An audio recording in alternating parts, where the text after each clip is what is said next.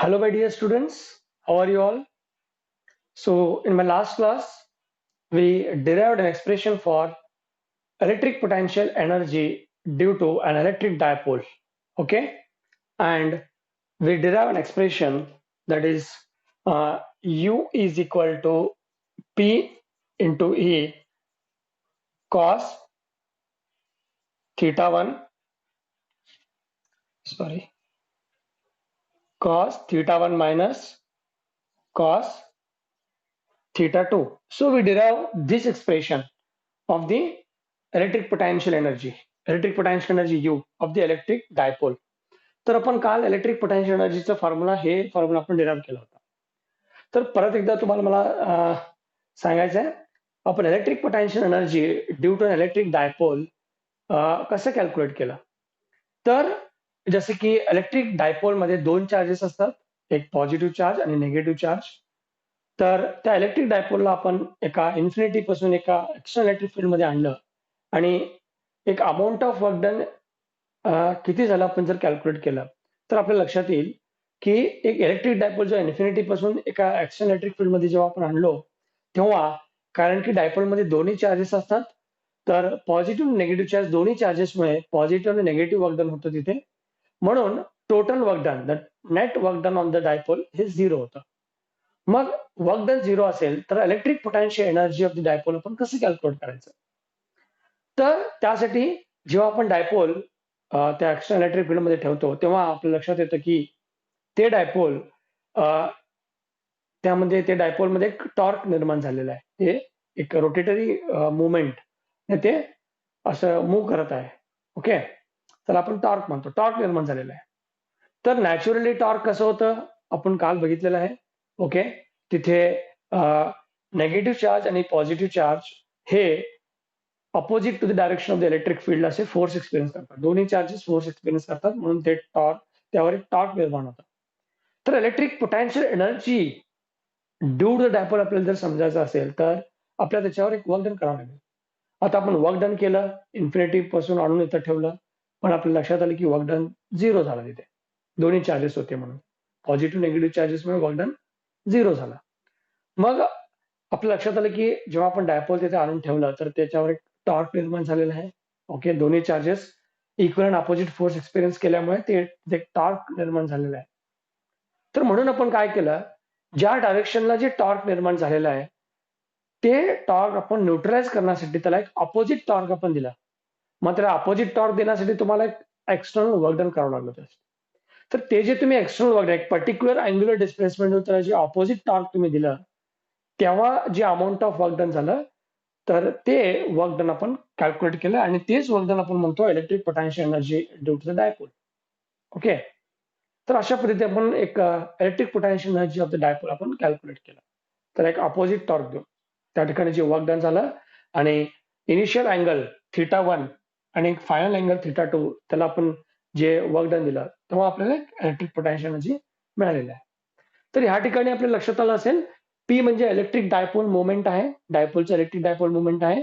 ते कधीही निगेटिव्ह पासून ते पॉझिटिव्ह चार्ज, डायपोलमध्ये दोन चार्जेस असतात ना, तर हे direction of the electric dipole moment कसं असतं, negative charge towards the positive charge. E आहे magnitude of the electric field, external electric field मध्ये आपण ठरवतो डायपोलला स्ट्रेंथ आहे. आणि ह्या ठिकाणी थीटा 1 आणि थीटा 2 हे काय आहेत, आपण ह्या ठिकाणी काय कन्सिडर केलं होतं, त्या डायपोलला एक इनिशियल अँगल थीटा 1 पासून ते फायनल अँगल थीटा 2 ला मी त्याला मूव्ह केला, अपोजिट टॉर्क दिला.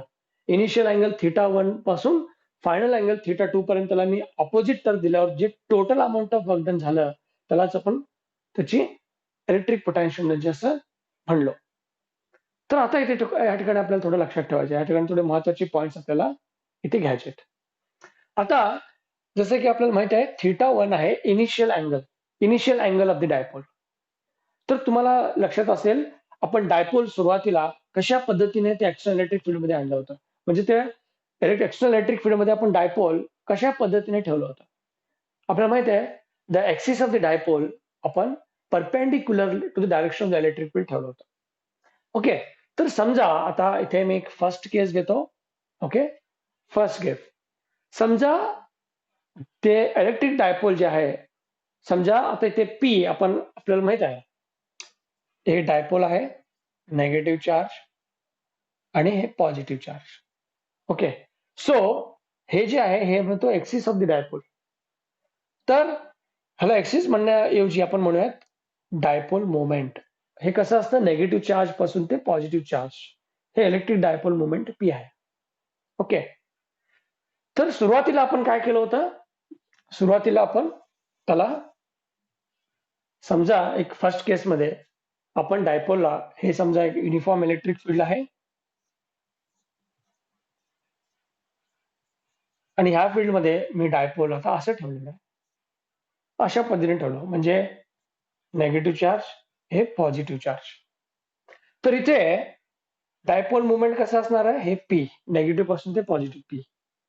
तर या ठिकाणी मी म्हणेन the electric dipole moment if it is perpendicular to the direction of the electric field, असं जर ठेवलं आपण, तर इनिशियल अँगल θ1 काय होतं, ऑब्विसली इट इज 90 डिग्री. तर ह्या फर्स्ट केसमध्ये मला तेच म्हणायचं आहे, if P is perpendicular to the electric field E, जर हे इलेक्ट्रिक डायपोल मुवमेंट म्हणजे नेगेटिव्ह पासून ते पॉझिटिव्हला जे जॉईन करतो आपण, हे दाखवतो इलेक्ट्रिक डायपोल मुवमेंट आहे P. जर हे P direction of the electric फील्डला परपेंडिक्युलर असेल तर इनिशियल अँगल काय होतं, θ1 becomes 90 degree. Initial angle 90 degree झाला. तर इनिशियली हे डायपोल असं आहे, इलेक्ट्रिक फील्ड परपेंडिक्युलर आहे, θ1 जर 90 डिग्री. नंतर ह्याला आपण ऑपोजिट टॉर्क दिलं, एक अँगलने, पर्टिक्युलर अँगल थीटाने त्याला मी एक ऑपोजिट टॉर्क दिला.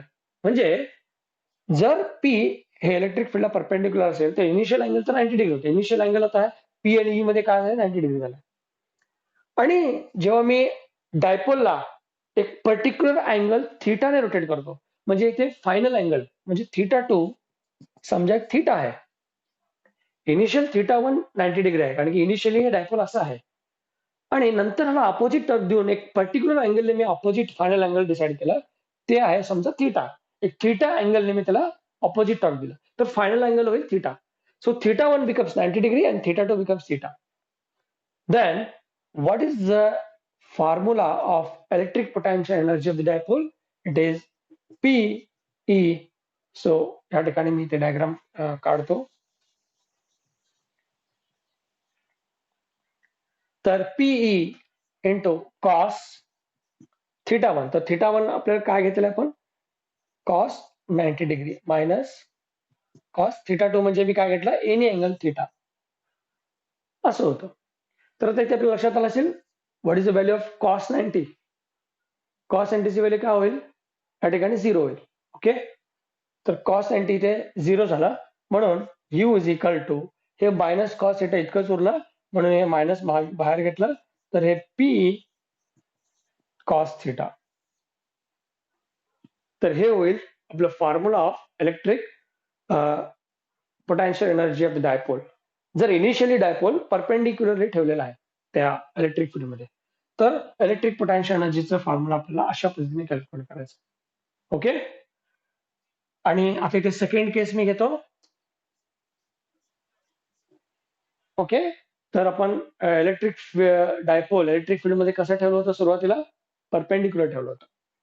आता आपण काय करूयात, समजा इनिशियली ते डायपोल आपण इलेक्ट्रिक फील्ड मध्ये पॅरलली ठेवलं असेल तर, सेकंड केस पॅरलली म्हणजे लक्षात आलं असणार तुमच्या, इलेक्ट्रिक फील्ड असं आहे आणि डायपोल मी असं ठेवलं पॅरलली, तर इथे जर नेगेटिव्ह चार्ज असेल आणि इथे जर पॉझिटिव्ह चार्ज असेल तर डायपोल मुवमेंट मी घेणार अशा पद्धतीने. So this is the dipole moment. So in the second case, if the dipole moment is parallel with the electric field, then what happens? So if electric dipole moment P is parallel to the electric field E, parallel to the electric field E, then what should be the initial angle? What should be the initial angle? Initial angle becomes 0 degree. Yes. So initial angle, because the dipole is parallel, So the initial angle becomes 0 degree. There is a 0 degree angle between P and E. So initial angle becomes 0. And suppose you are rotating the dipole with a certain angle theta after that. So final angles becomes theta. Theta 2 becomes theta. Then how you can calculate the electric potential energy of the dipole? If initially the dipole is like this, then it becomes, according to our main formula, it is U is equal to PE cos theta 1 minus cos theta 2. So if it is parallel, theta 1 becomes 0 degree. So it becomes cos 0 degree minus cos theta, because theta 2 becomes theta. Now here you have to understand what is the value of cos 0 degree. It is 1. So how you can calculate electric potential energy? It is 1 minus cos theta. PE 1 minus cos theta. So in this way you can calculate the electric potential energy of the electric dipole if the dipole is initially parallel in the direction of the electric field. So I hope you understand these two important cases. The first case, if the electric dipole means dipole moment is perpendicular direction to the electric field, then you have to use this one. Here U is equal to minus PE cos theta. And if initially the dipole is parallel with the direction of the electric field, then you have to use the calculate the electric potential energy, you have to use this formula, P 1 minus cos theta.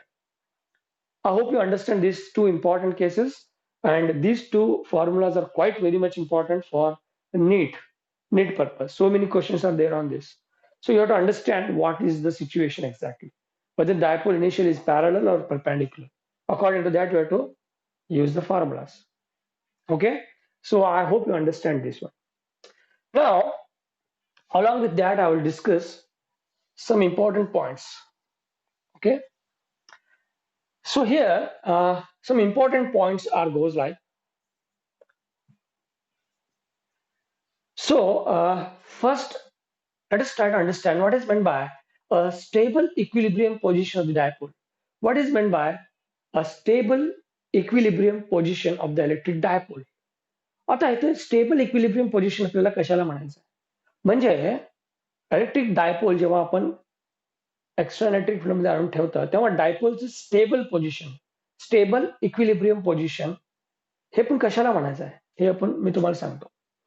आणि इथे point सांगण्याच्या अगोदर तुम्हाला एक लक्षात ठेवायचं आहे, ते म्हणजे ह्या पॉइंट मध्ये मी अज्युम केलेलं आहे की इनिशियली ते जे इलेक्ट्रिक डायपोल आहे ते परपेंडिक्युलर आहे direction of the electric field, असं मी अज्युम करून चालतो.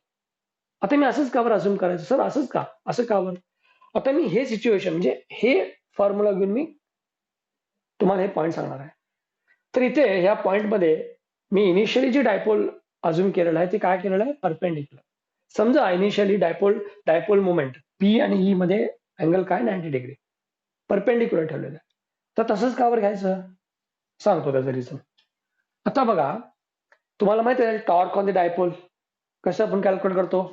Torque on electric dipole place in external electric field, tau is equal to P sine theta.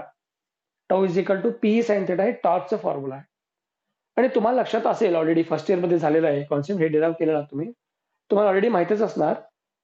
Torque on the dipole place in external electric field maximum आणि minimum केव्हा असते हे तुम्हाला लक्षात असेल. तर आता बघा, टॉर्क हे टाऊ मॅक्झिमम केव्हा होणार, पी साइन थिटा असं फॉर्म्युला आहे. तर हे टॉर्क मॅक्झिमम केव्हा होणार, जेव्हा angle between P and E, so here theta जे आहे साइन थिटा, थिटा जे आहे हे पी आणि ई मधला अँगल आहे. पी म्हणजे डायपोल मुवमेंट, नेगेटिव्ह ते पॉझिटिव्ह येतो, ई म्हणजे direction of the electric field. हे दोन्ही मध्ये हे थिटा, आता हे टाऊ मॅक्झिमम केव्हा होणार मला सांगा. थिटा, तर साइन थिटाची व्हॅल्यू मॅक्झिमम केव्हा होणार, जेव्हा थिटा 90 डिग्री असेल तर साइन 90 होईल 1 and that is the maximum value of tau. म्हणजे काय, इलेक्ट्रिक फील्ड मध्ये जेव्हा डायपोल परपेंडिक्युलर ठेवतो तेव्हा ते मॅक्झिमम टॉर्क एक्सपिरियन्स करत असतं. आणि त्याची मिनिमम व्हॅल्यू केव्हा असणार आहे, जेव्हा ते पॅरलल असेल. Direction of the electric field जर ते पॅरलल असेल, म्हणजे ते पॅरलल असेल तर अँगल का होईल, 0 होईल, तर साइन 0 0 होऊन जाईल, तर टॉर्क बिकम 0, तर त्याची ती मिनिमम व्हॅल्यू आहे.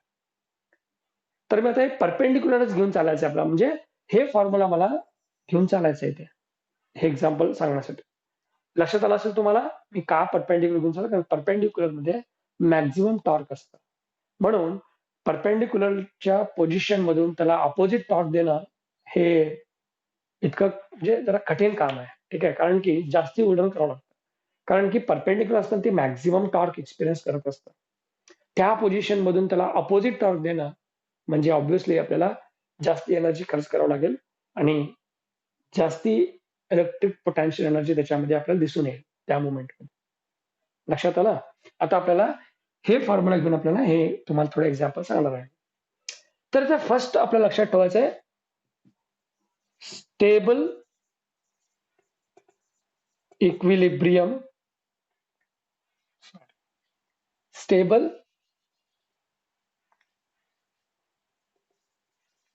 Equilibrium okay position stable equilibrium position of the dipole. आता म्हणजे काय?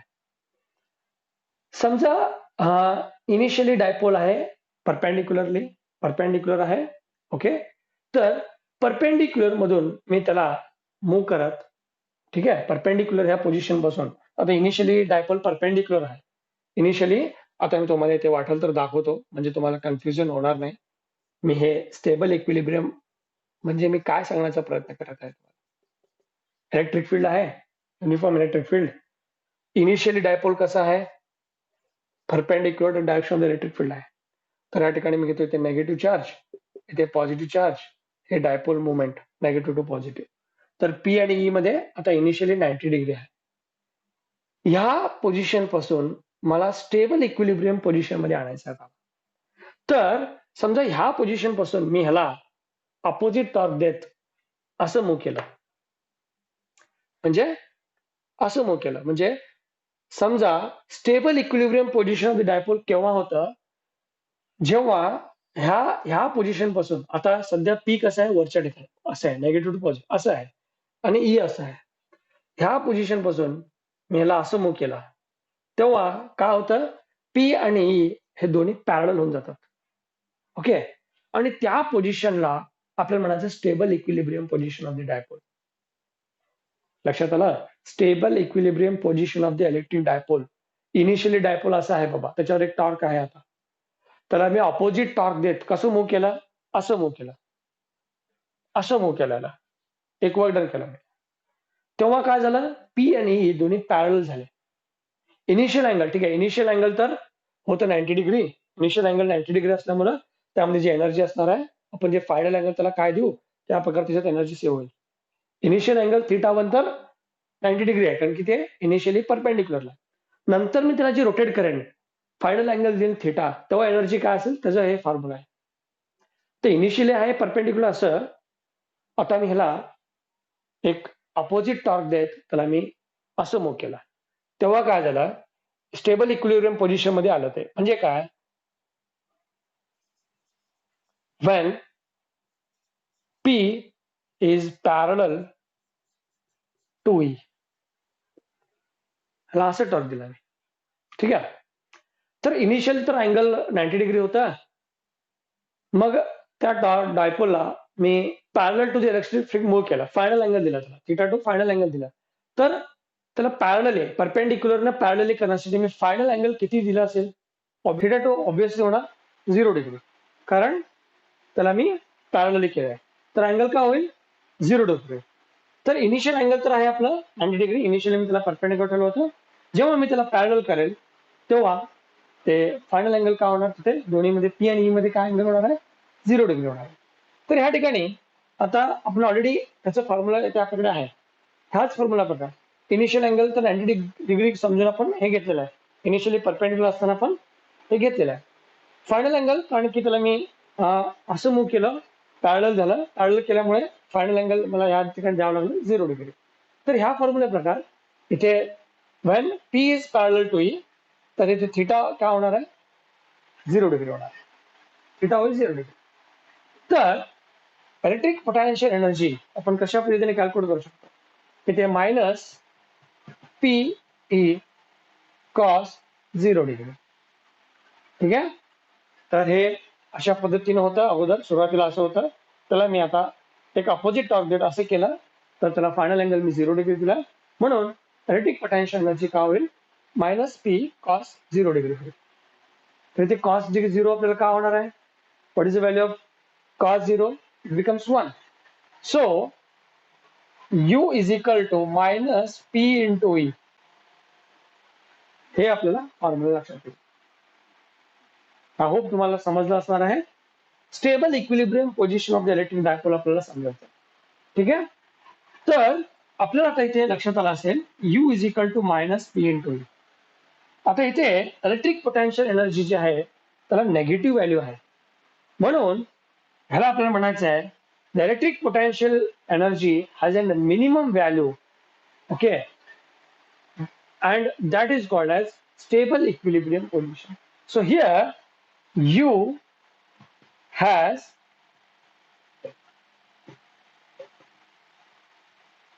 minimum value. So u has minimum value because it is a negative one.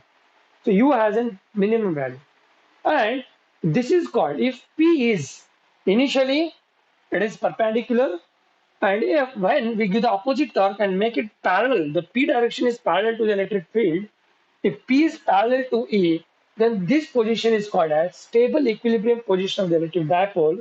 And in stable equilibrium position of the electric dipole, the u is minus p into e, and which has a minimum value, which has a negative value. We need to understand this one.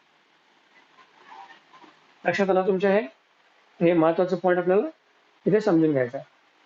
ठीक आहे. तर हे झालं stable equilibrium position of the electric dipole inside and external electric field. Okay. आता मी जात आहे आपल्या पुढच्या पॉईंटकडे. तर या ठिकाणी मी हे तुम्ही नोट डाऊन केले असणार बहुतेक. आता मी जातो आपल्या पुढच्या सिच्युएशनकडे.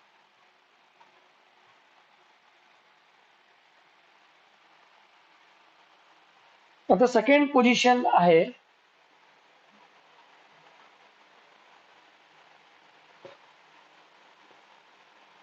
unstable equilibrium position, unstable position of the electric dipole of the inside the external electric field. त्याला आपण काय म्हणायचं unstable equilibrium of the electric dipole. Okay. ते होतं स्टेबल इक्विलिब्रियम पोझिशन. आता हे अनस्टेबल इक्विलिब्रियम पोझिशन आपण कशाला म्हणायचं. तर परत ते सिच्युएशन आपल्याला घ्यायचं आहे. आपल्याकडे एक डायपोल आहे, हे एक्सटर्नल इलेक्ट्रिक फील्ड. याच्यामध्ये इनिशियली डायपोल कसं आहे परपेंडिकुलर. इनिशियली हे परपेंडिकुलर आहे minus plus electric dipole moment P. So initially the dipole is perpendicular like this. आता unstable equilibrium position of the electric dipole आपल्याला कसं समजायचं. आता हे सुरुवातीला मी काय केलं होतं इनिशियली ह्या पोझिशन मध्ये होतं. ओके. याच्यामध्ये मॅक्झिमम टॉर्क असतं या पोझिशनला, म्हणून ह्याला मी अपोजिट टॉर्क दिलं आणि ह्याला पॅरलल केलं. तेव्हा हे स्टेबल इक्विलिब्रियम पोझिशन झालं. तेव्हा आपण त्याची एनर्जी आपण कसे कॅल्क्युलेट करतो ते बघितलं. ते मिनिमम व्हॅल्यू असतं त्याची. ओके. आता अनस्टेबल इक्विलिब्रियम पोझिशन केव्हा आपल्या लक्षात येईल when P is anti-parallel to E. When P is anti-parallel to E म्हणजे आता ह्या ठिकाणी मला ह्याला हे असं डायरेक्शन मध्ये होतं, P असं आहे वरच्या ठिकाणी निगेटिव्ह टू पॉझिटिव्ह. आता ह्याला मला असं रोटेट करायचं, अँटी पॅरलल करायचं. म्हणजे P असेल ह्या डायरेक्शनला आणि E असेल ह्या डायरेक्शनला. E हा इकडे आणि ह्याला मी अपोजिट टर्न असं दिलं. अशा पद्धतीने ह्याला मी एक फायनल अँगल दिला आणि अँटी पॅरलल केलं त्याला. अँटी पॅरलल केलं. तर जेव्हा मी अँटी पॅरलल करेन, आता ऑलरेडी इनिशियली हे कसं होतं परपेंडिक्युलर होतं. इनिशियली परपेंडिक्युलर होतं म्हणजे आपल्याला परत हे सिच्युएशन घ्यायचं. तर ह्या ठिकाणी फायनल अँगल कारण केलं मी अँटी पॅरलल केलेला आहे, तर इथे फायनल अँगल का होईल. फायनल अँगल इथे होईल theta is equal to 180 degree. When the P is anti-parallel to E, then theta becomes 180 degree here. Okay. So now, what is the electric potential energy formula? It is U is equal to minus P E cos of 180 degree. Cos of 180 degree. आपल्या लक्षात माहितीच असेल cos of 180 degree हे काय होतं. It becomes minus 1. So cos of 180 is minus 1, then U becomes P into E. And here you need to understand this has a positive value. So here U has an maximum value. Electric potential energy due to the dipole is maximum. It has maximum value when P and E are anti-parallel to each other. Obviously असं का बरं maximum असतात थोडा विचार करू शकता का तुम्ही? तुम्हाला लक्षात येईल जेव्हा हे डायपोल असं परपेंडिक्युलर ठेवतो. आता हे इलेक्ट्रिक फील्ड आहे. आपल्याला माहिती आहे इलेक्ट्रिक फील्ड ते पॉझिटिव्ह सोर्स पासून सुरू होऊन नेगेटिव्ह सोर्स कडे जाते आणि हे एक युनिफॉर्म इलेक्ट्रिक फील्ड आहे. ठीक आहे. तर इथे पॉझिटिव्ह सोर्स असल्यामुळे हे नेगेटिव्ह चार्ज इकडे फोर्स एक्सपिरियन्स करतं आणि पॉझिटिव्ह चार्ज इकडे फोर्स एक्सपिरियन्स करतं. म्हणजे जनरली नॉर्मल पोझिशन मध्ये हे दोन्ही हे चार्ज इकडे फोर्स एक्सपिरियन्स करायला आहे in the direction of the electric field आणि negative charge opposite to the direction of the electric field experience करायला फोर्स असं. तर जेव्हा असं आणून ठेवतो ते हे नॉर्मल टॉर्क ह्याचं असं असणार आहे. नॉर्मली हे कसं मूव्ह करणार असं मूव्ह करणार. ठीक आहे. ह्या डायरेक्शन मध्ये ह्याला ऑटोमॅटिक टॉर्क आहे आणि त्याच डायरेक्शन मध्ये मी ह्याला मूव्ह करत पी आणि ईला जर पॅरलली केलं तर ते त्याचं स्टेबल इक्विलिब्रियम पोझिशन झालं. स्टेबल आरामात ते मूव्ह होईल कारण की त्याचा टॉर्क पण त्या डायरेक्शन मध्ये आहे आणि मी वर्क डन पण त्या डायरेक्शन मध्ये करत आहे. ठीक आहे. पण त्या ठिकाणी आपल्या लक्षात आलं असेल पोटेन्शियल एनर्जी मिनिमम होते कारण की तिथे वर्क डन करण्याची गरज नव्हती ना. इनिशियली डायपोल त्याच डायरेक्शन मध्ये आहे तर त्याच डायरेक्शन मध्ये मूव्ह करण्याचा प्रयत्न करत आहे. आपण पण फायनल अँगल त्याला तेच दिलेला आहे त्याला पॅरलल केलं असं. मग जास्ती वर्डन झालं का ठिकाणी? जास्ती वर्डन झालंच नाही म्हणून यू काय आलं अगोदर नेगेटिव्ह आलं ते मिनिमम त्याची व्हॅल्यू होती कारण की टॉर्क त्याच दिशेला आहे आणि आपली बॉडी पण त्याच दिशेला मूव्ह करायचं आहे मग जास्ती वर्डन होणार नाही. ठीक आहे. म्हणून त्या ठिकाणी मिनिमम व्हॅल्यू होणार. आता ह्या ठिकाणी बघा आता आपल्याला काय करायचं आहे अनस्टेबल इक्विलिब्रियम पोझिशन डायपोलचं फाइंड आउट करायचं. म्हणजे काय बाबा डायपोलला अँटी पॅरलल करायचं इलेक्ट्रिक फील्ड मध्ये. म्हणजे याला असं करायचं आता. आता बघा हे टॉर्क मॅक्झिमम टॉर्क ह्या दिशेला आहे हे बिचारा इकडे मूव्ह करण्याचा प्रयत्न करत आहे पण त्याला आपण अँटी पॅरलल केलं म्हणजे आता जास्ती वर्डन करावं लागेल आपल्याला. ऑब्व्हियसली जास्ती वर्डन केलं म्हणजे त्या ठिकाणी जास्ती मॅक्झिमम इलेक्ट्रिक पोटेन्शियल एनर्जी त्या पोझिशन मध्ये असणार. लक्षात आलं तुमच्या? ऑब्व्हियसली लक्षात आलं असणार. व्यवस्थित समजण्याचा प्रयत्न करा म्हणजे लक्षात येईलच. तर या ठिकाणी मॅक्झिमम टॉर्क त्याच्या ह्या दिशेने होतं आणि त्याला मी ऑपोजिट दिशेला मला मूव्ह करायचं असेल तर मला ऑब्व्हियसली जास्त एनर्जी खर्च करावं लागेल आणि जास्ती वर्डन केल्यामुळे पोटेन्शियल एनर्जी जास्त आहे. तर हे पॉझिटिव्ह आलेलं आहे आपल्याला म्हणून आपल्या लक्षात आलं असेल त्याची मॅक्झिमम व्हॅल्यू आहे. ठीक आहे. I hope you understand this one. So this is the maximum value of electric potential energy of the dipole in external electric field. So this is its unstable equilibrium position. Okay. त्या ठिकाणी ते stable position मध्ये जास्ती वेळ राहू शकणार. Unstable position आपण म्हणून. ठीक आहे. आणि आता आपण जर zero potential energy position of zero potential energy ते काय आहे ते बघूया.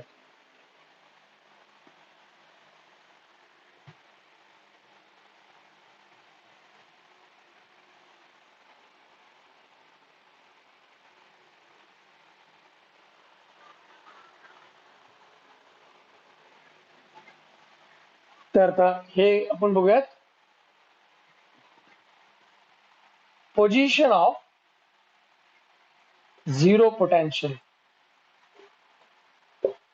Position of zero potential. आता हे काय बाबा झिरो पोटेन्शियल एनर्जीचं पोझिशन डायपोलचं कोणतं आहे आणि त्या ठिकाणी पोटेन्शियल एनर्जी काय होतं बघूया. ठीक आहे. आता हे आहे आपलं electric field uniform electric field.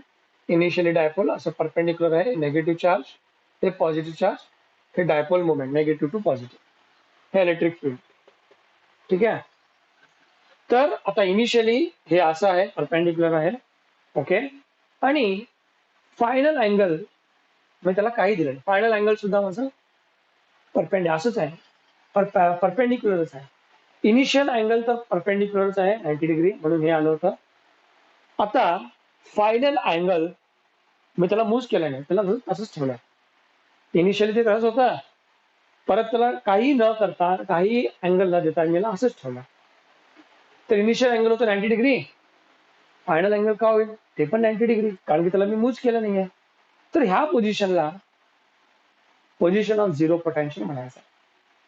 तर आता जर हे फॉर्म्युला जर आपण पाहिलं, हे आता केव्हा होतं, पोझिशन ऑफ झिरो पोटेन्शियल केव्हा होतं, when P is perpendicular to E.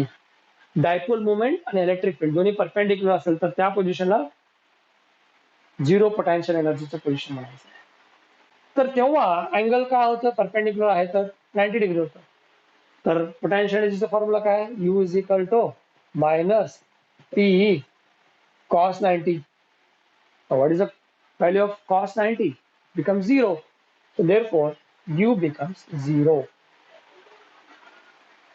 लक्षात आलं. तर इनिशियली तर हे 90 डिग्रीच आहे, फायनल त्याला काही मी कुठेही मूव्ह केलं नाही, असंच ठेवलं. तर ह्या पोझिशन मध्ये झिरो पोटेन्शियल एनर्जी असते. तर is a zero potential energy, minimum, maximum आणि झिरो, हे लक्षात आलं असतं तिन्ही पोझिशन. तर ह्याला पोझिशन ऑफ झिरो पोटेन्शियल म्हणायचं आहे. आणि हे केव्हा होतं, when P is perpendicular to U. I hope you understand in very well manner, I think. Okay. महत्वाचं कॉन्सेप्ट आहे, नीट पॉइंट ऑफ व्ह्यू तर खूप महत्वाचं आहे, पण हे आपल्या लक्षात आलं पाहिजे. ठीक आहे. हे सगळे कंडिशन्स आपल्या या ठिकाणी लक्षात ठेवायचे. इलेक्ट्रिक डायपोल्स थेरॉटिकल पार्ट आहे. हे जर तुम्हाला लक्षात आलं तर आपल्याला ह्याच्यावर नीट क्वेश्चन आपल्याला बरोबर लक्षात येतो. ठीक आहे. जरा ते ट्विस्ट केलेलं असतं, जरा सिच्युएशन तिथे वेगळं असतं, ते समजण्यासाठी तुम्हाला हे बेसिक समजावं लागेल व्यवस्थित. I hope you understand this one, electric potential energy of the electric dipole. Okay. तर आता मी आपल्या नेक्स्ट कॉन्सेप्ट कडे जाणार आहे. आणि नेक्स्ट कॉन्सेप्ट जे आहे हे थेरोटिकल आहे, एक थेरोटिकल अंडरस्टँडिंग आहे, थेरोटिकल कॉन्सेप्ट आहे, तर ते समजून घ्यायचं आहे. ठीक आहे. आता आपण नेक्स्ट कॉन्सेप्ट मध्ये what is meant by dielectric and dielectric polarization म्हणजे काय ते समजून घेऊ. ठीक आहे. त्या अगोदर कंडक्टर्स आणि इन्सुलेटर्स यांची थोडी माहिती घेऊया. ठीक आहे. त्यांची थोडे प्रॉपर्टीज, त्यांची माहिती घेऊया. आणि जेव्हा हे कंडक्टर आणि इन्सुलेटर्स जेव्हा आपण एका एक्सटर्नल इलेक्ट्रिक फील्ड मध्ये आणून ठेवतो तेव्हा ते कुठले कुठले प्रॉपर्टी एक्झिबिट करतात तेही आपण थोडं माहिती घेऊया. ठीक आहे.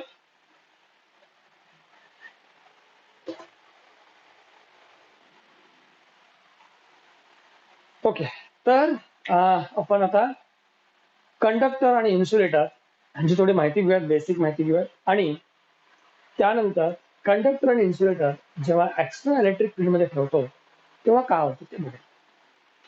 आता first we like to discuss about conductors.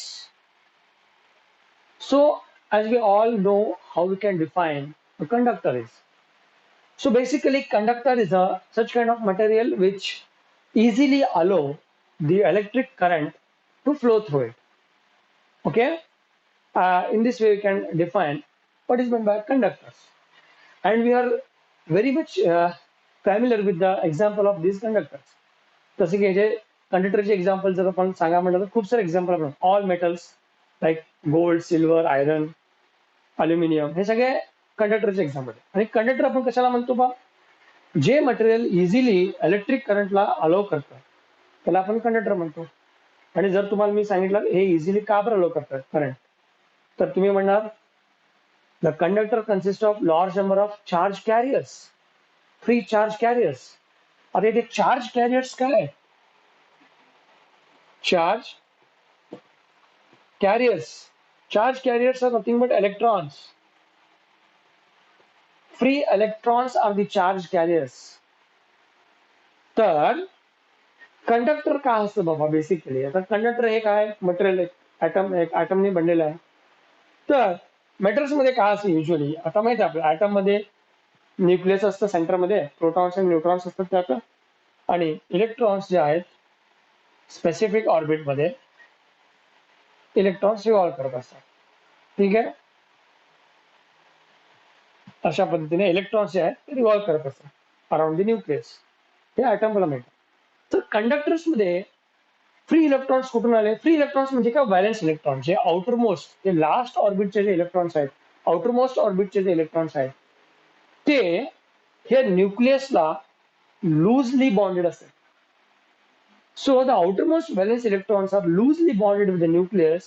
Therefore, when an external electric field is applied, this is easily break the bond and becomes free, because the valence electrons is very loosely bonded with the nucleus. So when electric field is applied, what happens? The electrons get easily moved in the opposite direction of the electric field. So, and therefore, because of the motion of the charges, we say that easily current is flowing through the conductor. तर basically आता metals मध्ये होतं का हे तर लक्षात आलं तुम्हाला. कंडक्टर्स मध्ये जे आउटरमोस्ट ऑर्बिटचे इलेक्ट्रॉन्स असतात ना ते काय असतात, लूजली बॉन्डेड असतात त्याच्या न्यूक्लियस. न्यूक्लियस कडे त्याचं अट्रॅक्शन जरा कमी असतं, इलेक्ट्रोस्टॅटिक फोर्स जरा वीक असतं. मग असले कंडक्टरला जेव्हा आपण इलेक्ट्रिक फील्ड देतो तेव्हा इलेक्ट्रॉन्स इझिली बॉन्ड ब्रेक करून त्याचं ऑपोजिट डायरेक्शनला मूव्ह करावं लागतं आणि त्यालाच आपण करंट म्हणतो. तर चार्ज कॅरियर्स म्हणजे करंट. तर कंडक्टर म्हणजे काय, जे करंटला इझिली अलो करतात. ठीक आहे, आता हे कसं अलो करत आहे हे तुम्हाला लक्षात आलं असतं. आता इलेक्ट्रिक फील्ड अप्लाय करणं म्हणजे काय ते थोडक्यात तुम्हाला मी समजून सांगतो.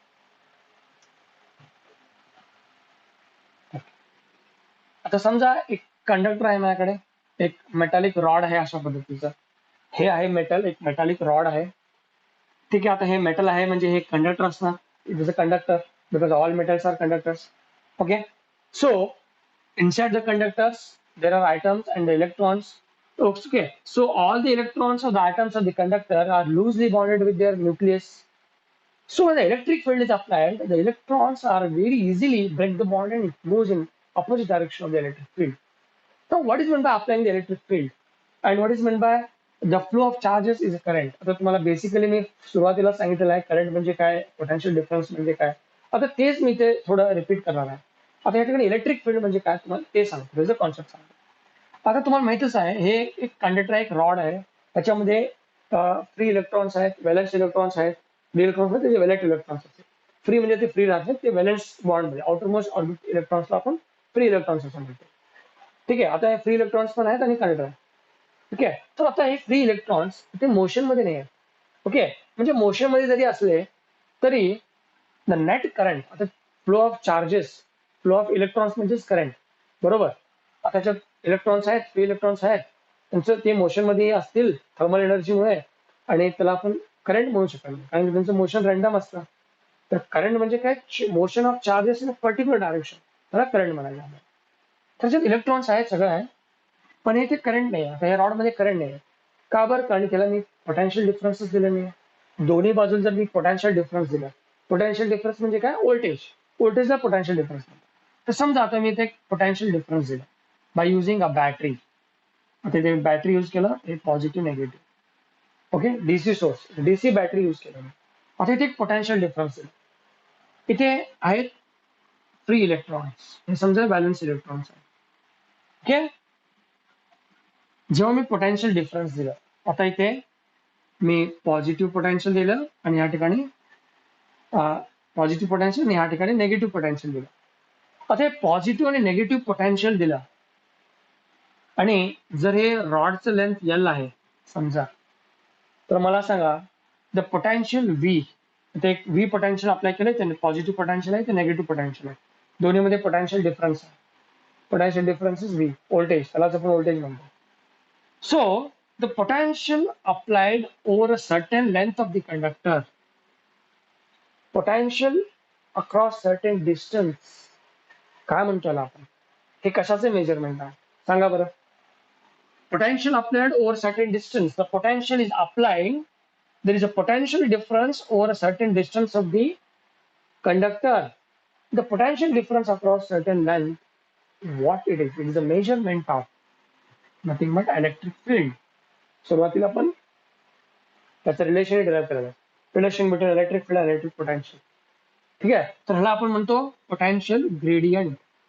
Potential over certain length is the measurement of electric field. म्हणायचं काय मला, जेव्हा ह्या रॉडला मी ते पोटेन्शियल डिफरन्स दिला, पॉझिटिव्ह निगेटिव्ह ते करेक्ट करून पोटेन्शियल डिफरन्स दिला, तर ह्या रॉडमध्ये एक इलेक्ट्रिक फील्ड निर्माण झाली. पॉझिटिव्ह पासून ते निगेटिव्ह, त्याच्यामध्ये एक इलेक्ट्रिक फील्ड तयार झालं. आणि इलेक्ट्रिक फील्ड मध्ये जेव्हा चार्जेस येतात तेव्हा ते फोर्स एक्सपिरियन्स करतात. आता कारण की ते चार्ज म्हणजे काही इलेक्ट्रॉन आहे आणि निगेटिव्ह इलेक्ट्रॉन आहे, तर इलेक्ट्रिक फील्ड मध्ये निगेटिव्ह इलेक्ट्रॉन कुठे पडण्याचा प्रयत्न करणार, ते obviously opposite to the direction of the electric field force experience करणार. म्हणजे ह्या कंडक्टर मध्ये जे इलेक्ट्रॉन्स होते, जे ऍटम्स होते, ते ऍटमचे जे आउटर मोस्ट ऑर्बिटचे इलेक्ट्रॉन्स होते, जेव्हा इलेक्ट्रिक फील्ड मध्ये आले, ते इलेक्ट्रॉन्स इझिली बॉन्ड ब्रेक करून opposite to direction of the electric field move करायला लागले आणि त्यालाच आपण करंट म्हणलो. ठीक आहे, तर हे होतं कॉन्सेप्ट ऑफ कंडक्टर्स. ओके, तर कंडक्टर मध्ये जे इलेक्ट्रॉन्स असतात ते इझिली करंट अलो करतात आणि हे तुम्हाला हे लक्षात आलं असणार. ठीक आहे, तर जेव्हा एक कंडक्टर, आता आपण या कंडक्टरला एक एक्सटर्नल इलेक्ट्रिक फील्ड मध्ये आणून ठेवलं, हे तर मी पोटेन्शियल डिफरन्स दिला म्हणून आतमध्ये एक इलेक्ट्रिक फील्ड तयार झालं, त्याच्यामुळे हे चार्जेस मोशन मध्ये आले आणि त्यालाच आपण करंट म्हणतो. ठीक आहे, आता जेव्हा एक कंडक्टर आपण एका एक्सटर्नल इलेक्ट्रिक फील्ड मध्ये ठेवतो, तेव्हा काय काय प्रॉपर्टी ते कंडक्टर दाखवत आहे त्याला आपण समजू point by point. So when a conductor is placed in external electric field, what happened? Suppose I have on a conductor, like I have a spherical metallic sphere, spherical conductor I have, and suppose I'm keeping this spherical conductor inside an external electric field.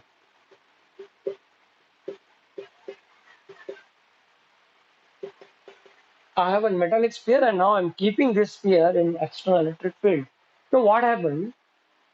It exhibits some kind of properties. So the properties like, as the metallic conductor is placed in external electric field, the electric field lines are never passes through the conductor. Means electric field lines never crosses the conductor. It goes like this. It just goes side from the conductor. Electric field lines त्याच्यामधून पासच होत नाही conductor मध्ये. ठीक आहे, conductor जेव्हा external electric field मध्ये ठेवतो, तर इलेक्ट्रिक फील्ड लाईन त्याच्यामधून पास होणार नाही, ते म्हणजे साईडीतून असं निघून जाणार. म्हणून होणार काय, हे कंडक्टरने एक्सटर्नल इलेक्ट्रिक फील्ड मध्ये ठेवल्यामुळे ते कंडक्टर चार्ज होऊन जाईल आणि कंडक्टर, ते स्पेरिकल कंडक्टर चार्ज झाल्यानंतर जे चार्जेस त्याच्यावर निर्माण होतील ते फक्त त्याच्या आउटर सरफेसवरच जमा होणार आहे, त्याच्या आत चार्जेस नसतात. Inside there is no charge. Okay, so when a metals, when a conductors is placed in external electric field, electric fields are never passes through the conductor. It just goes from away from that, repelling the surface. And because the conductor is placed in external electric field, the conductor get charged, and whatever the charges are produced on the spherical conductor is only lies on its outer surface. They never goes inside. Means there is no charge inside the sphere. There are only charges on the surface of the sphere. You need to understand this. Okay, I think you got this. Okay, and what is the next property you have to understand? Suppose we have a conductor and this conductor is charged. As the conductor is charged, all the charges are only on the outer surface of the conductor. There is no charge inside the conductor. हे तर आपल्याला माहितीच आहे. जेव्हा charge conductor आपण consider केला, तर त्यापासून जे इलेक्ट्रिक फील्ड बनतं, ते इलेक्ट्रिक फील्ड लाईन्स त्याच्या सरफेसला नेहमी परपेंडिक्युलर असतात. म्हणजे electric field are always perpendicular to that surface like this. So as this is a positively charged body, so how I can draw electric field lines? Like this, away from the body. तर इथे आपल्याला लक्षात ठेवायचं आहे, electric field lines due to a charged body हे नेहमी सरफेसला perpendicular असतात अशा पद्धतीने. ठीक आहे, हे एक प्रॉपर्टी आपल्याला लक्षात आलं. आणि आता आपल्याला एक लक्षात आलं असणार की inside the body there is no charge. Okay, there is no charge inside the body. The only charges are only always lies on the outer surface of the conductor. I'm talking about conductors here. Okay, and the next thing you have to understand here is the electric field, the total electric field inside a conductor, inside interior of the conductor, the electric field is zero, even though you are keeping that body in external electric field. जेव्हा एक conductor एका extra electric field मध्ये आपण ठेवतो तर inside interior of the conductor there is no electric field. तर तुम्हाला असं का होतं ते त्याचं एक रिझल्ट सांगतो तुम्हाला. तुम्हाला माहितीच असणार आपण गॉस लॉ मध्ये एक electric field at any point due to a spherical shell आपण डिराइव्ह केलं होतं बाय युझिंग गॉस लॉ.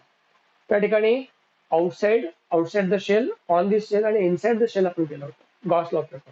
तर तुम्हाला मी त्या ठिकाणी सांगितलं होतं inside the spherical shell as there is no charges inside the cell, the electric field inside the shell is zero. ह्या ठिकाणी तुम्हाला सांगितलं होतं. त्याचा रिझल्ट तुम्हाला मी आज सांगणार आहे का बरं असं होतं.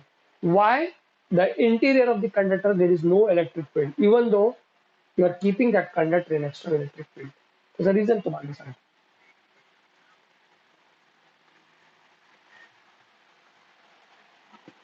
समजा एक अशा पद्धतीचे कंडक्टर आहे. ओके, एक बॉक्स टाइप कंडक्टर आहे आणि हे कंडक्टर मी एका एक्सटर्नल इलेक्ट्रिक फील्ड मध्ये ठेवलं. समजा अशा पद्धतीने हे एक इलेक्ट्रिक फील्ड आहे. एक बॉक्स टाइपचा कंडक्टर मी एक्सटर्नल इलेक्ट्रिक फील्ड मध्ये ठेवलं तर मला सांगायचं एवढंच आहे की या बॉक्सच्या मध्ये इलेक्ट्रिक फील्ड झिरो असतं. बाहेर जरी इलेक्ट्रिक फील्ड असेल तरी मध्ये इलेक्ट्रिक फील्ड झिरो असेल. त्याचा रिझन काय आहे बघा. म्हणजे आता जसे की तुम्हाला सांगितलं हे इलेक्ट्रिक फील्ड कसं युनिफॉर्म इलेक्ट्रिक फील्ड असं आहे. म्हणजे हे कुठून सुरू झाली, पॉझिटिव्ह पासून सुरू झाली आणि निगेटिव्ह पासून चालली, निगेटिव्ह कडे चालली, हे इलेक्ट्रिक फील्ड. तर होतं काय, इथे पॉझिटिव्ह असल्यामुळे ह्या बॉडीच्या बाहेरच्या सरफेसवर पॉझिटिव्ह चार्ज, ह्या ठिकाणी पॉझिटिव्ह चार्जेस जमा होणार आणि इथे निगेटिव्ह असल्यामुळे ह्या साईडला निगेटिव्ह चार्जेस जमा होणार या बॉडीवर. ठीक आहे. तर हे बॉडीच्या बाहेर ह्या ठिकाणी पॉझिटिव्ह चार्जेस असल्यामुळे आतल्या बाजूला अपोजिट चार्जेस इंड्यूस होणार. चार्जिंग बाय इंडक्शन त्याला म्हणतो त्या प्रोसेसला. म्हणजे अपोजिट चार्जेस त्या ठिकाणी इंड्यूस होणार आणि ह्या ठिकाणी निगेटिव्ह चार्जेस बाहेरच्या सरफेसमुळे असल्यामुळे आतल्या सरफेसमुळे पॉझिटिव्ह चार्जेस इंड्यूस होतात. आणि हे पॉझिटिव्ह आणि निगेटिव्ह चार्ज जे आतल्या ठिकाणी तयार झाले ते इक्वल अमाऊंट मध्ये असतात आणि म्हणून ते त्या ठिकाणी टोटल चार्जला न्यूट्रलाइज करतात. कळलं? टोटल चार्जला ते न्यूट्रलाइज करतात. म्हणायचं काय, बाहेर जे इलेक्ट्रिक फील्ड आहे ते अशा डायरेक्शन मध्ये आहे कारण की इथे पॉझिटिव्ह आहे ते निगेटिव्ह आहे. तर बाहेरचं इलेक्ट्रिक फील्ड ह्या डायरेक्शन मध्ये आहे. मध्ये जे चार्जेस तयार झाले, मध्ये पॉझिटिव्ह चार्ज ह्या ठिकाणी आहेत, निगेटिव्ह चार्ज ह्या ठिकाणी, तर मध्ये जी इलेक्ट्रिक फील्ड पडली ती ह्या ठिकाणी आहे, ह्या डायरेक्शन मधली. तर दोन electric field equal opposite direction असल्यामुळे total electric field inside zero होतं असंही मी सांगू शकतो. किंवा मध्ये जे दोन पॉझिटिव्ह निगेटिव्ह चार्जेस तयार झाले ते इक्वल अमाऊंट मध्ये आहेत म्हणून ते दोन्ही चार्जेस न्यूट्रलाइज होतात आणि मध्ये चार्जेस काय राहणार नाही आणि मध्ये चार्जेस नसल्यामुळे interior of the conductor there is no electric field. Electric field is zero. Here inside the conductor Q is zero, therefore E is also zero. Q is zero, therefore E is also zero. There is no charges inside the conductor, therefore there is no electric field inside the conductor.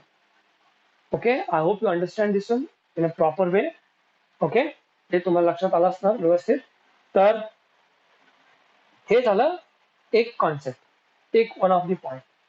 Interior of the conductor there is no electric field even though there is a electric field outside. Okay, आणि आता next point मला सांगायचं तुम्हाला, तर next property तुम्हाला ते सांगायचं आहे ते म्हणजे इलेक्ट्रोस्टॅटिक शिल्डिंग कशाला म्हणतात. इलेक्ट्रोस्टॅटिक शिल्डिंग एक छोटस कॉन्सेप्ट आहे.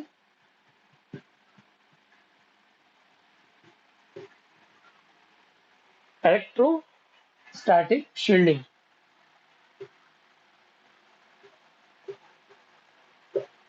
इलेक्ट्रोस्टॅटिक शिल्डिंग म्हणजे काय आपल्याला समजून घ्यायचं. तर basically electrostatic shielding it is a process of making an interior of the conductor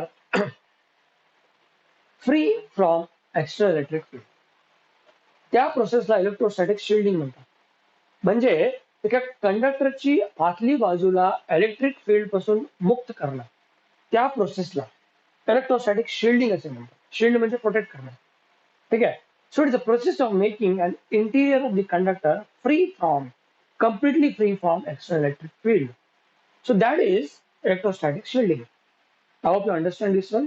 So suppose what we usually do is we have a conductor like this and we make a certain cavity inside the conductor. एक conductor आहे त्याच्यामध्ये एक छोटीशी cavity केलं, एक conductor मध्ये एक छोटीशी कॅव्हिटी केलं आणि ह्या कंडक्टर मध्ये समजा बाहेर एक स्ट्रॉंग इलेक्ट्रिक फील्ड आहे, पण त्या कॅव्हिटी मध्ये जे इलेक्ट्रिक फील्ड असणार आहे ते झिरो असणार आहे. कारण हे मेटॅलिक कॅव्हिटी मी का बरं केलं, ह्या ठिकाणी इलेक्ट्रिक फील्ड नसावं म्हणून. म्हणजे ह्या ठिकाणी जे रिजन आहे ह्या रिजनला मला इलेक्ट्रिक फील्ड पासून मुक्त करायचं आहे, प्रोटेक्ट करायचं आहे. म्हणून मी अशा पद्धतीने एक कॅव्हिटी क्रिएट केला, तर बाहेर जरी इलेक्ट्रिक फील्ड असलं तरी आतमध्ये ह्या कॅव्हिटीमध्ये इलेक्ट्रिक फील्ड झिरो असतं. आणि ह्या जे प्रोसेस आहे त्याला इलेक्ट्रोस्टॅटिक शिल्डिंग असं म्हणतात. आणि युजली हे कुठं आपल्याला दिसून येईल, तुम्हाला माहित आहे मोबाईलचे जर मी एक सर्किट पाहिला, मोबाईलच्या आतलं जे सर्किट आहे जर तुम्ही पाहिला व्यवस्थित, तर त्यामध्ये जे सेन्सिटिव्ह कंपोनेंट्स आहेत छोटे छोटे, त्याच्यावर एक मेटॅलिक कव्हर असतं, एक मेटॅलिक शीट असतं. आणि ते का केलं असतं, इलेक्ट्रोस्टॅटिक, त्यालाच इलेक्ट्रोस्टॅटिक शिल्डिंग असं म्हणतात. मोबाईलमध्ये जे सेन्सिटिव्ह कंपोनेंट्स आहेत आयसी वगैरे, त्याच्यावर एक कोटिंग असतं, एक मेटॅलिक कव्हर असतं, कॅप असतं, मेटॅलिक कॅप, आणि त्यालाच इलेक्ट्रोस्टॅटिक शिल्डिंग म्हणतात. तसे केल्यामुळे काय होतं, बाहेरच्या इलेक्ट्रिक फील्डमुळे मधले कंपोनेंट्स डॅमेज होऊ नये म्हणून त्याला एक मेटॅलिक कॅव्हिटीमध्ये त्याला पॅक केलं जातं. कारण की जे प्रॉपर्टी आहे की मेटलच्या आत इलेक्ट्रिक फील्ड राहत नाही, मेटलमध्ये इलेक्ट्रिक फील्ड राहत नाही, म्हणून त्याला आपण मेटॅलिक जर कव्हर केलं तर ते मधलं इलेक्ट्रिक फील्ड झिरो होतं आणि मधले कंपोनेंट्स डॅमेज होणार नाही. आणि त्याच प्रोसेसला इलेक्ट्रोस्टॅटिक शिल्डिंग असं म्हणतात. ओके, आय होप तुम्हाला हे कॉन्सेप्ट समजलं असेल. तर हे होतं कंडक्टर्स जेव्हा आपण एक्स्टर्नल इलेक्ट्रिक फील्ड मध्ये ठेवतो तेव्हा काय काय होतं त्याच्याबद्दल थोडी माहिती घेतली. ओके, म्हणजे concept of electrostatics of conductor, electrostatics of conductor आपण शिकून घेतलं. कंडक्टर्स मध्ये कसे इलेक्ट्रिसिटी पास होते, कसे चार्जेस मूव्ह होतात. कंडक्टर म्हणजे जे इझिली करंटला अलाव करतात, फ्री इलेक्ट्रॉन्स असतात त्या ठिकाणी. ओके, तेही पाहिलं. आणि जेव्हा कंडक्टरला आपण एक्स्टर्नल इलेक्ट्रिक फील्ड मध्ये ठेवतो तेव्हा ते कुठले कुठले प्रॉपर्टी दाखवतात तेही आपण बघू. ठीक आहे. आता नेक्स्ट आपण काय करूया, इन्सुलेटर म्हणजे काय, इन्सुलेटर कशाला म्हणतो, आणि इन्सुलेटर जेव्हा एका एक्स्टर्नल इलेक्ट्रिक फील्ड मध्ये आपण ठेवू तेव्हा काय होतं तेही आपण इथे समजण्याचा प्रयत्न करू. ठीक आहे. I hope for today's session this is enough. For next class I'm going to go for insulators. Okay, insulator कडे मी जाणार आहे. इन्सुलेटर काय असतं बघूया आणि ते एक्स्टर्नल इलेक्ट्रिक फील्ड मध्ये काय होतं बघूया. त्यानंतर आपण जरा मेन टॉपिकवर ते होतं what is mean by dielectric and dielectric polarization म्हणजे काय. ठीक आहे. तर आजच्यासाठी एवढंच. थँक्यू.